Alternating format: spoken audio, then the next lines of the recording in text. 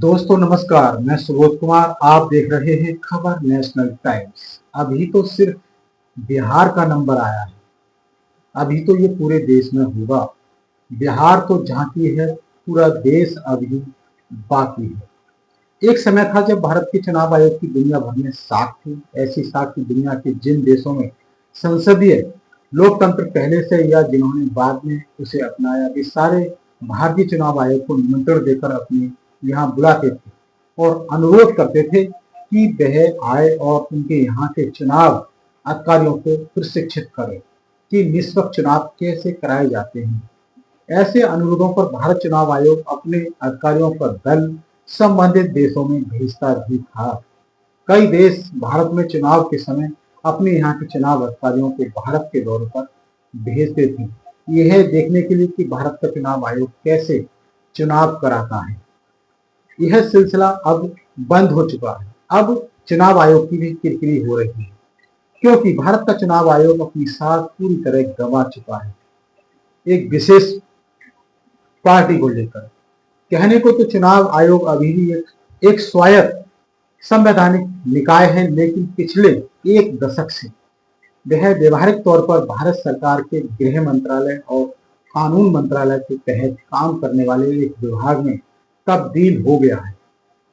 इसकी ताजा मिसाल बिहार में देखी जा सकती है, जहां चुनाव आयोग ने विधानसभा चुनाव से 4 महीने पहले मतदाता सूचियों के विशेष गहन पुनरीक्षण का अभियान शुरू किया है, जो स्पष्ट रूप से एक तर्कहीन और हास्यास्पद तमाशे से ज्यादा कुछ नहीं है। चूंकि चुनाव आयोग की नीयत साफ नहीं है, इसलिए उसने अपनी इस कवायद पर बिहार के विपक्षी दलों और सामाजिक संगठनों की आपत्तियों को भी सिरे से खारिज कर दिया है। आगामी विधानसभा चुनाव में सत्तारूढ़ पार्टी की राह आसान करने के लिए केंद्र सरकार के इशारे पर हो रहे इस तमाचे का स्पष्ट मकसद बड़ी संख्या में गरीब, वंचित, अल्पसंख्यक तबके के लोगों को मतदाता सूची से बाहर करना है। मतदाता सूचियों के विशेष गहन पुनरीक्षण के नाम पर चुनाव आयोग बिहार के लोगों से उनकी नागरिकता का प्रमाण पत्र मांग रहा है। इस सिलसिले में उनका कहना है कि आधार कार्ड, मनरेगा कार्ड और राशन कार्ड के आधार पर कोई भी व्यक्ति मतदाता सूची में नाम नहीं दर्ज करा सकता। इन तीनों के अलावा चुनाव आयोग ने 11 दस्तावेजों की सूची जारी की है, जिनके आधार पर मतदाता सूची में नाम दर्ज होगा। इन 11 में से कोई एक दस्तावेज मतगणना प्रपत्र के साथ जमा करना होगा।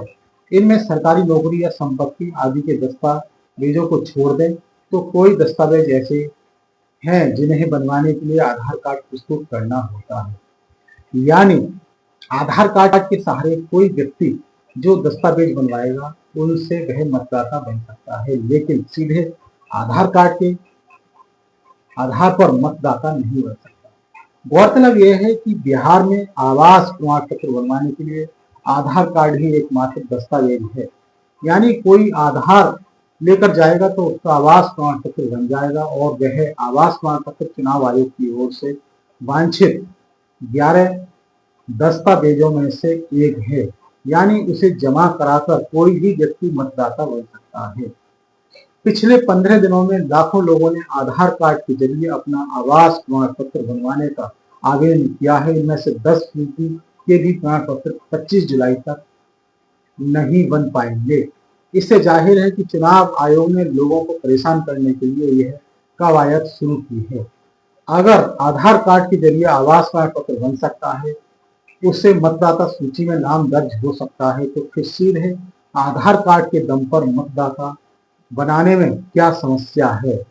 मतदाता पहचान पत्र नहीं होने पर जिन मान्य दस्तावेजों के आधार पर मतदान करने की इजाजत है, उनमें आधार और मनरेगा कार्ड दोनों हैं, लेकिन बिहार में इन दोनों के आधार पर मतदाता सूची में नाम नहीं दर्ज किया जा रहा है। हालांकि इन दोनों के आधार पर देश के दूसरे हिस्सों में मतदाता पहचान पत्र बनाया जा सकता है। कायदे से चुनाव आयोग को अगर यह काम करना ही था तो इसकी शुरुआत जनवरी में करनी थी।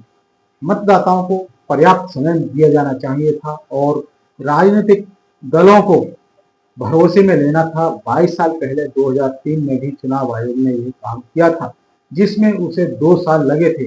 लेकिन इस बार चुनाव आयोग ने वही काम करने के लिए 1 महीने की अवधि निर्धारित की है। जाहिर है कि सूचना आयोग मतदाता सूचियों के विशेष गहन परीक्षण के नाम पर जो कुछ कर रहा है उसके पीछे उसकी नीयत साफ नहीं है। चुनाव आयोग कह रहा है कि जन्म प्रमाण पत्र नहीं दे पाने वाले लोगों का मतदाता सूची से सिर्फ नाम ही नहीं हटाया जाएगा बल्कि उनकी नागरिकता संदिग्ध होने की सूचना भी सरकार को दी जाएगी। इससे विपक्षी पार्टियों की यह आशंका सही साबित हो रही है कि चुनाव आयोग के जरिए सरकार राष्ट्रीय नागरिकता रजिस्टर यानी एनआरसी का काम करवा रही है। यानी मतदाता सूची के विशेष गहन पुनरीक्षण के जरिए मतदाताओं का सत्यापन नहीं बल्कि लोगों की नागरिकता का सत्यापन हो रहा है। इसलिए बड़ी संख्या में अल्पसंख्यक मतदाताओं के नाम काटे जाने की आशंका भी जताई जा रही है। चुनाव आयोग की इस कवायद पर जो सवाल विपक्षी दलों और सामाजिक संगठनों ने उठाए हैं वही सवाल इस कवायद को चुनौती देने वाली याचिकाओं की सुनवाई करते हुए सुप्रीम कोर्ट ने भी चुनाव आयोग से किए हैं।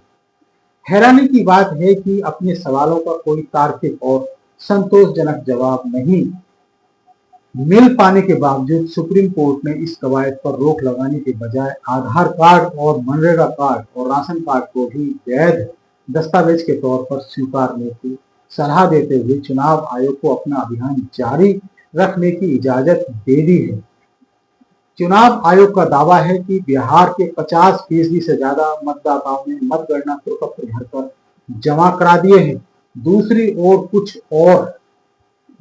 कुछ गैर सरकारी संगठनों की ओर से कराए गए सर्वे बता रहे हैं कि आधे से ज्यादा लोगों को प्रपत्र मिला ही नहीं या मिला भी है तो सिर्फ एक प्रति में। इस तमाशे को लेकर एक और खुलासा हुआ है जिससे चुनाव आयोग की स्थिति हाथ से पट बनती जा रही है।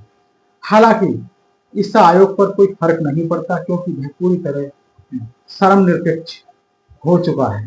पता चला है कि चुनाव आयोग ने जिन 11 दस्तावेजों के आधार पर लोगों को मतदाता बनाने का फैसला किया है उनमें से 3 में जन्म तिथि या निवास का पता लिखा ही नहीं होता और 2 दस्तावेज बिहार में नहीं बनते हैं। बिहार में अनुसूचित जाति व अनुसूचित जनजाति के प्रमाण पत्र, वन अधिकार प्रमाण पत्र, निवासी प्रमाण पत्र पर या तो जन्म की तिथि नहीं होती या निवास का पता नहीं लिखा होता। ये 2 चीजें ही मतदाता बनने के लिए चाहिए।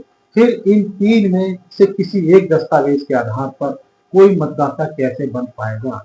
इसके अलावा 2 दस्तावेज हैं एनआरसी और फैमिली रजिस्टर।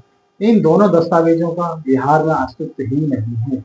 चूंकि चुनाव आयोग Aadhaar card, PAN card, ration card, मनरेगा कार्ड को मान्यता नहीं दे रहा है तो उसने मान्य दस्तावेजों की सूची लंबी करने के लिए इनको भी जोड़ दिया है। जाहिर है चुनाव आयोग बिहार की जमीनी हकीकत से पूरी तरह अनजान है।